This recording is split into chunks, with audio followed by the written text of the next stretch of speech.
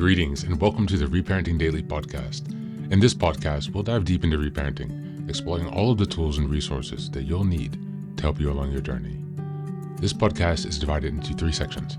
The first is a daily reading. The second is a discussion of the reading followed by suggested journal prompts. And the last section is a peaceful meditation for closing.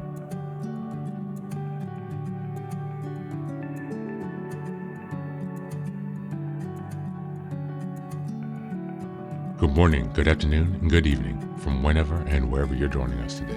I'm so glad that you're here as we continue on this journey of self-expansion and growth. If this is your first time, welcome. Before we dive in, a quick reminder. Like, share, and subscribe to this podcast on Apple Podcasts, Spotify, and YouTube. Your support here helps spread the word and grow this community of self-reparenting. Now for a few updates. First, I'm excited to introduce our Patreon community, where for a small monthly fee, you can join us for 3 weekly reparenting support meetings. Sundays, we have a guided meditation for emotional grounding. On Tuesdays, we have a book club discussion for deeper discussions and growth. And on Thursdays, we have open topic conversations for real-time support on any topics that may come up. You can find all of the details about what's included in this community by going to the Reparenting Daily website and checking out the community tab. In addition, we now have a WhatsApp support group, a global network of fellow travelers available anytime you need encouragement, guidance, or simple connection. This is just one of the many ways we're building a strong, supportive space for your reparenting journey. The next announcement is that I've just released my first few books. The first is the Reparenting Daily Journal, a structured 365-day guide to help you work through reparenting day by day. Starting in 2025, each month focuses on a key theme with weekly sub-themes. The Reparenting Daily podcast episodes align with the journal, making it an interactive and immersive experience to help you stay focused and ensure real progress this year. Now for the next announcement, I'm thrilled to introduce Fairy Tales for Reparenting Daily, a collection of 3 books inspired by Jungian analysis, mythology, philosophy, psychology, and most importantly, the work of Marie-Louise von Franz. These short, simple stories are designed to help you reconnect with your inner child and experience healing through storytelling. What makes these books unique? Well, at the end of each story, there's a deep dive analysis exploring its themes, explored by journal prompts to help you reflect on how these lessons relate to your personal journey. All of these books are now available on Amazon, so go ahead and take a look and support this project. Reparenting is a journey of growth, iterative change, and continuous improvement. Much like nurturing the bonsai tree, it requires patience, care, consistency, and attention. Thanks for being here and supporting this work, and for committing on your journey of self-expansion. Now, without further ado, let's dive into today's practice. Today's reading is from Atomic Habits by James Clear. Just as a reminder, we're in March, and the theme is building self-trust and self-confidence. We're in week 3, which is March 21st, or March 15th until the 21st. And the theme for this week is building self-confidence through action. The section for today is entitled, How to Find a Game Where the Odds Are in Your Favor. Learning to play a game where the odds are in your favor is critical for maintaining motivation and feeling successful. In theory, you can enjoy almost anything. In practice, you are more likely to enjoy the things that come easy to you.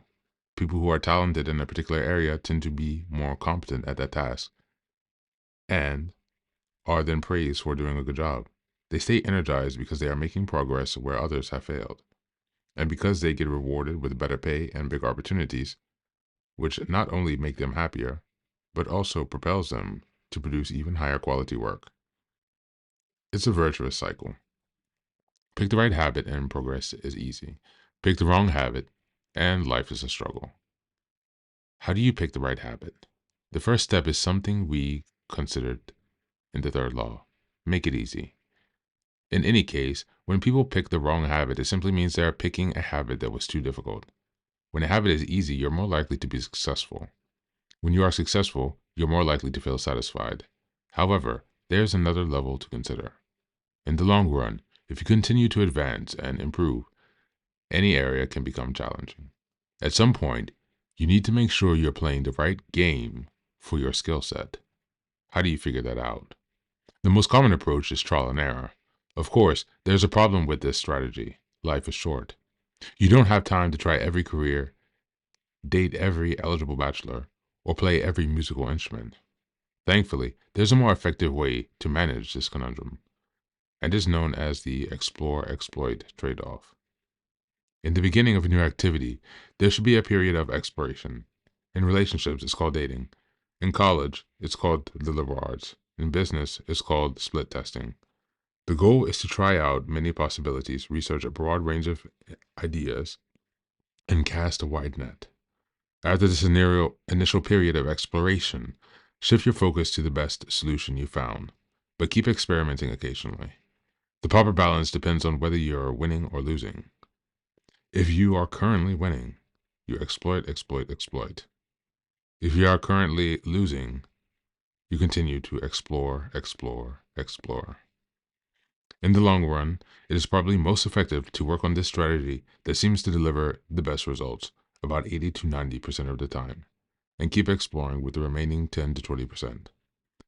Google famously asks its employees to spend 80% of the work week on their official job and 20% on projects of their choice, which has led to the creation of blockbuster products like AdWords and Gmail.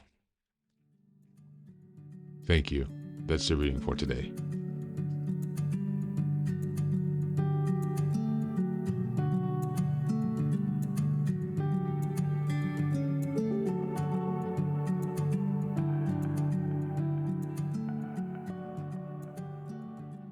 This reading highlights the importance of choosing the right game to play when where natural talents and interests give us an advantage. When we align our efforts with what comes naturally to us, we experience less resistance, more motivation, and greater success. This is crucial for building confidence because repeated success reinforces our belief in ourselves, creating a positive cycle of competence and motivation. Instead of struggling in areas that drain us, we strive strategically, positioning ourselves in environments that suit our strengths. From a reparenting perspective, this message is a call to honor our authentic selves rather than forcing ourselves to fit into roles that don't serve us. Many people pleasers and survivors of childhood trauma grew up believing that they had to struggle to be worthy. But true growth and healing come when we learn that ease and success don't mean laziness, they mean alignment. By giving ourselves permission to play a game where we have an advantage, we reparent ourselves with compassion, allowing joy and fulfillment to guide our own choices rather than suffering and obligation. As we move on to the journal prompts today, number 1, discovering your strengths. Think about a time when you succeeded at something with relative ease. What strength or skills were at play?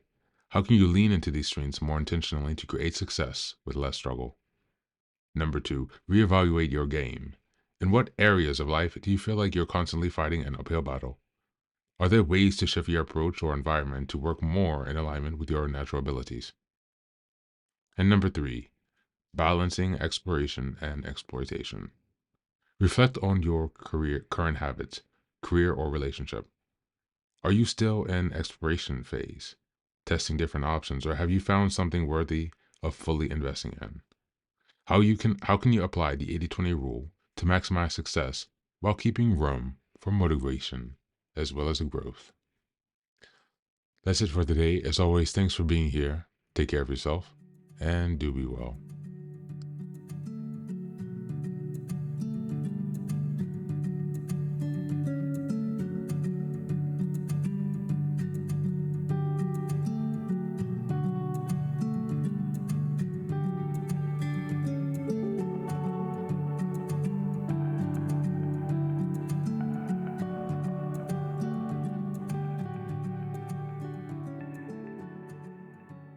Welcome back. Now, this is the third and final section of the daily podcast. This is your silent meditation. Please find a space where you can be comfortable and undisturbed, where you can relax and spend some time with yourself for this 10-minute silent meditation. You can choose to be sitting, standing, lying down, or in whatever position makes you most comfortable today. Take a moment to simply be with yourself. Focus on your breath and gently connect with each part of your body. If thoughts arise, don't let them overwhelm you. Just observe them without attachment. Imagine them as leaves drifting down atop a river, passing by without needing your engagement. Stay present, grounded, and open to this moment, no matter what time of day you are listening and practicing this meditation. Namaste.